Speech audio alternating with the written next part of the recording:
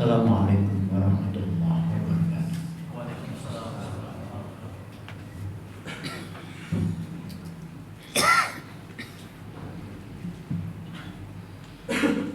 Allahu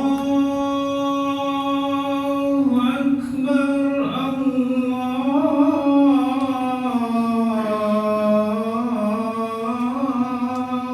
Akbar, Allahu Akbar, Allahu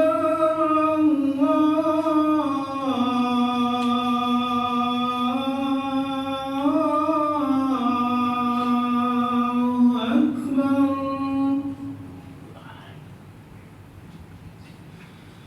Asyhadu an la ilaha illallah.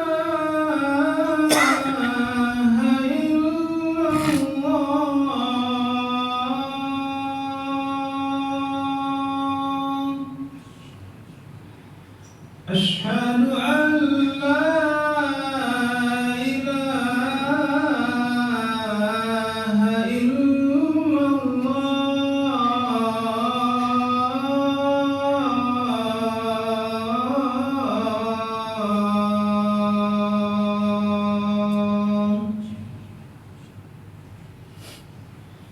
Asyhadu anna Muhammadar Rasulullah.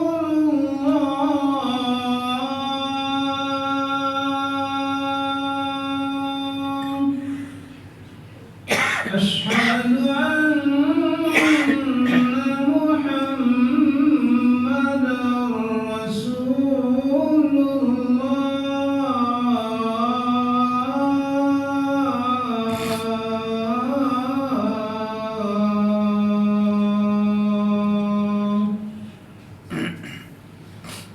Hayya 'alas salah.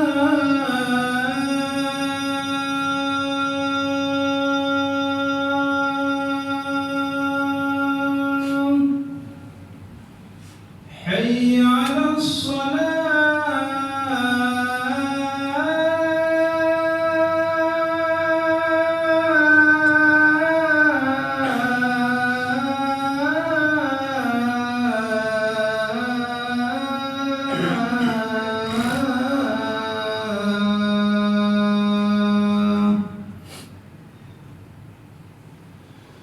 Hayya 'alal falah.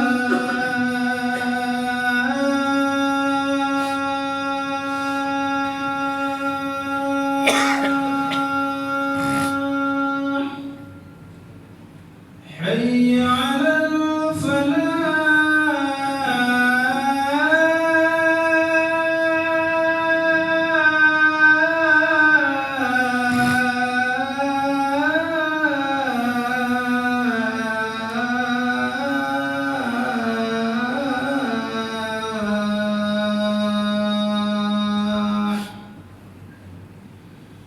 Allahu Akbar,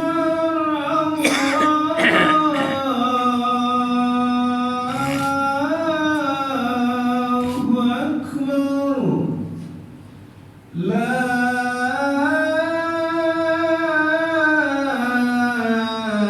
ilaha illallah.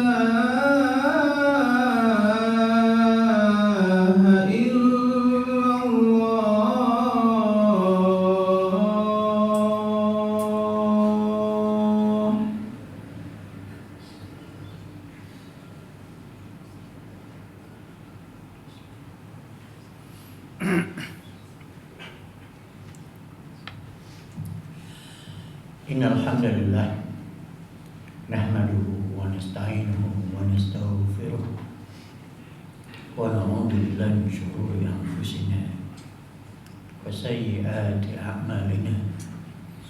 May yahdihillahu fala mudilla lahu wa may yudlilhu fala hadiya lahu. Asyhadu an la ilaha illallah wa asyhadu anna Muhammadan abduhu wa rasuluh. Qala Allah Ta'ala fil Qur'anil Azim, يا أيها الناس اتقوا ربكم الذي خلقكم من نفس واحدة وخلق منها زوجها وبث منهما رجالا كثيرا ونساء واتقوا الله الذي تساءلون به والأرحام إن الله كان عليكم رقيبا يا أيها الذين آمنوا اتقوا الله حق تقاته ولا تموتن إلا وأنتم مسلمون يا أيها الذين آمنوا اتقوا الله وقولوا قولا سديدا يصلح لكم أعمالكم ويغفر لكم ذنوبكم ومن يطع الله ورسوله فقد فاز فوزا عظيما وبعد فإن أصدق الحديث كتاب الله وخير الهدي هدي محمد صلى الله عليه وسلم وشر الأمور محدثاتها فإن كل محدثة بدعة وكل بدعة ضلالة وكل ضلالة في النار. Ma'asyiral muslimin, jamaah salat Jumat rahimahumullah. Kita sebagai kepala rumah tangga, sebagai pemimpin di dalam rumah tangga kita didudukkan untuk jadi penanggung jawab atas kepemimpinan kita. Dan Allah memilih laki-laki didudukkan sebagai pemimpin karena ada dua alasan. Dan pertama, memang Allah lebihkan laki-laki atas perempuan. Yang kedua, karena laki-laki harus menafkahi istrinya. Allah sebutkan dalam surat An-Nisa ayat 34, Ar-rijalu qawwamuna 'alan nisa. Laki-laki itu, suami itu pemimpin bagi istrinya. Bima faddalallahu ba'dahum 'ala ba'din. Karena memang Allah lebihkan laki-laki atas perempuan. Walirijali 'alaihinna darajah. Laki-laki itu di atas perempuan 1 derajat. Allah lebihkan laki-laki atas perempuan. Maka yang berhak jadi pemimpin dan didudukkan sebagai pemimpin adalah laki-laki. Bima faddalallahu ba'dahum 'ala ba'din wa bima anfaqu min amwalihim. Dan karena sebab suami itu menafkahi, mengeluarkan nafkah dari hartanya. Kepemimpinan ini tidak akan tegak kalau laki-laki tidak menafkahi. Kepemimpinan ini tidak akan tegak kalau laki-laki lemah dalam nafkah. Sehingga istri ikut juga menafkahi, istri ikut membantu mencari nafkah. Sehingga berapa banyak laki-laki akhirnya nggak bisa mengendalikan istrinya karena dia nafkahnya nggak penuh. Istri ikut mencari nafkah. Sebagian dari juga laki-laki nggak tegak kepemimpinan, dari awal mental laki-lakinya cacat, mencari istri yang lebih kaya, mencari istri yang pintar cari duit. Dia hanya ingin numpang hidup. Numpang. Padahal laki-laki jadi penumpang hidup, bukan jadi penumpang. Laki-laki jadi tulang punggung, bukan tulang rusuk. Istri itu tulang rusuk. Laki-laki tulang punggung, menanggung beban. Kepemimpinan itu bukan orang yang mengharapkan belas kasihan. Bagaimana seorang laki-laki akan tegak kepemimpinan kalau dia minta dikasihani istrinya, minta nafkah sama istrinya, dipenuhi kebutuhan oleh istrinya? Bagaimana kita akan tegak jadi pemimpin? Kalau kita hanya numpang di rumahnya, numpang makan, numpang tidur, semua yang memberikan adalah istri, maka kepemimpinan ini nggak akan pernah kita dapatkan. Diambil alih oleh istri yang juga ikut mencari nafkah. Oleh karena itu dalam Islam ada pembagian tugas yang jelas. Seorang wanita tidak ada kewajiban mencari serupiah pun, tapi ditanggung sepenuhnya oleh laki-laki, oleh suami.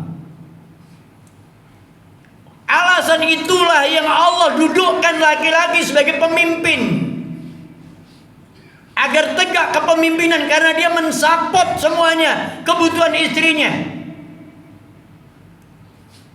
Dan hari ini banyak sekali laki-laki yang lemah, takut capek, takut kepanasan, takut gosong, takut hilang gantengnya, takut malu bekerja, takut, sehingga dia akhirnya nggak tegak, nggak bisa mencari nafkah, nggak bisa menafkahi sepenuhnya. Kepemimpinannya akhirnya diambil alih oleh istrinya. Dia disetir sama istrinya. Dia harus taat sama istrinya. Subhanallah, ini perubahan. Dunia sudah terbalik. Laki-laki mestinya keluar mencari nafkah, tapi istri yang cari nafkah. Suaminya di rumah ngurus anak, ngurus rumah. Kepemimpinan macam apa yang akan ditegakkan oleh laki-laki semacam ini? Oleh karena itu, sebenarnya seorang laki-laki jihadnya adalah mencari nafkah. Seorang laki-laki ketika dia mencari nafkah, bekerja, keringatnya, tetesan keringatnya itu adalah fi sabilillah. Pahala yang besar. Ada satu hadis yang diceritakan oleh Ka'ab bin Ujrah. Beliau mengatakan, ketika kami bersama Rasulullah mendapatkan seorang laki-laki yang begitu gesit, lincah dalam bekerja. Begitu hebatnya dia bekerja, sehingga para sahabat mengatakan, ya Rasulullah, lau kana hadza fi sabilillah. Wahai Rasulullah, seandainya gesitnya, lincahnya, kekuatannya untuk perang di jalan Allah Ta'ala. Faqala Rasulullah mengatakan, in kana haraja yas'a ala waladihi sigaran fahuwa fi sabilillah. Kalau dia bekerja dan bekerja untuk anak-anak yang masih kecil, untuk mencukupi jajannya anaknya yang masih kecil, beli mainannya, fahuwa fi sabilillah, dia termasuk jihad fi sabilillah. Wa in kana kharaja yas'a ala abawaini syaikhaini kabiraini fahuwa fi sabilillah. Kalau dia bekerja untuk ayah ibunya yang sudah tua renta, dia sedang di jalan Allah, sedang jihad fi sabilillah. Wa in kana kharaja yas'a ala nafsihi ya'ifuha fahuwa fi sabilillah. Kalau dia bekerja untuk mencukupi dirinya, agar dia tidak meminta-minta, tidak dikasihani sama orang lain, fahuwa fi sabilillah, dia pun sedang jihad fi sabilillah. Wa in kana kharaja yas'a riya'an wa mukhafaratan fahuwa fi sabili syaitan. Tapi kalau dia bekerja untuk kebanggaan, untuk kesombongan, dia sedang di jalan syaitan. Subhanallah. Para hadirin sekalian, laki-laki yang bekerja keras dihargai di dalam Islam sebagai orang yang sedang jihad. Kenapa kita lemah? Kenapa kita malas? Kenapa kita takut capek? Sementara capeknya itu dihitung sebagai jihad fisabilillah. Kenapa kita takut panas? Panasnya juga dihitung fisabilillah. Kenapa ada laki-laki yang malas untuk menafkahi anak dan istrinya? Sedangkan itu adalah jihadnya fisabilillah. Para hadirin sekalian, infak yang paling besar pahalanya bukan infak yang untuk membangun masjid. Itu besar. Tapi ada yang lebih besar, yaitu untuk anak dan istrinya. Dinarun anfaqtahu fi sabilillah. Uang yang engkau infakkan di jalan Allah.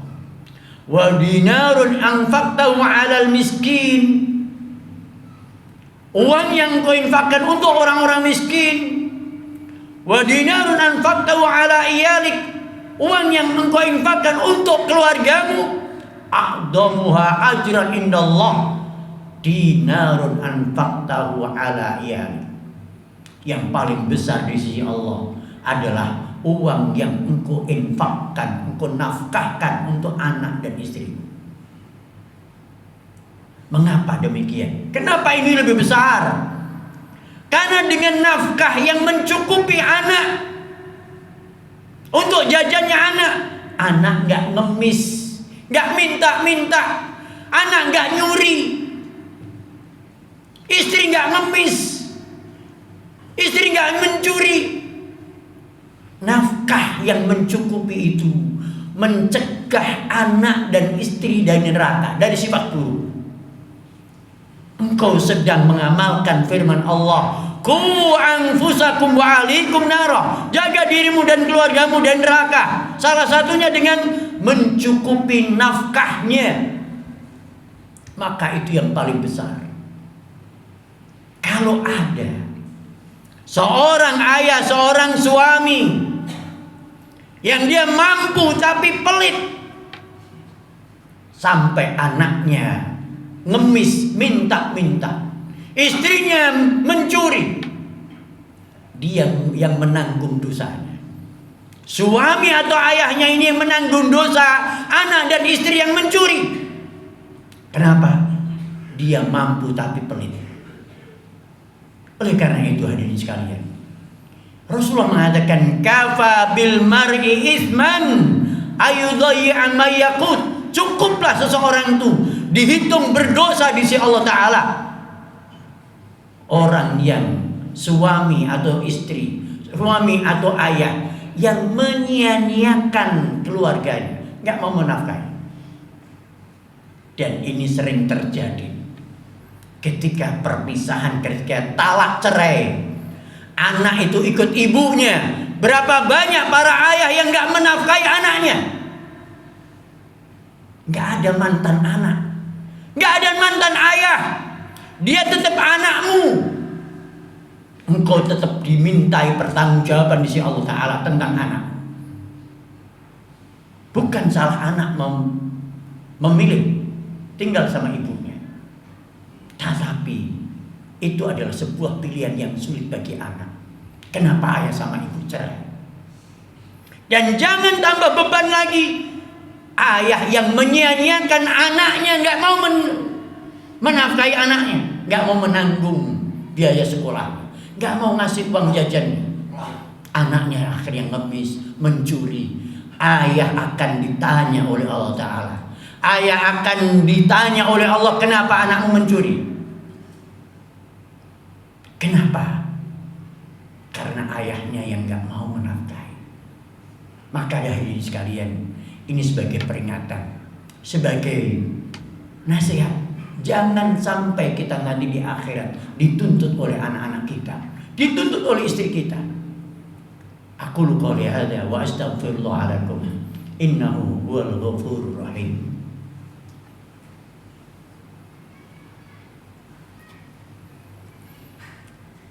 Alhamdulillah rabbil alamin.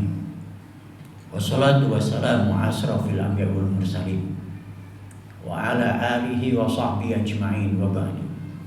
Hadirin salat jemaah rahimakumullah. Sesungguhnya kepemimpinan itu, kita didudukkan sebagai pemimpin, itu adalah amanah besar, tanggung jawab besar.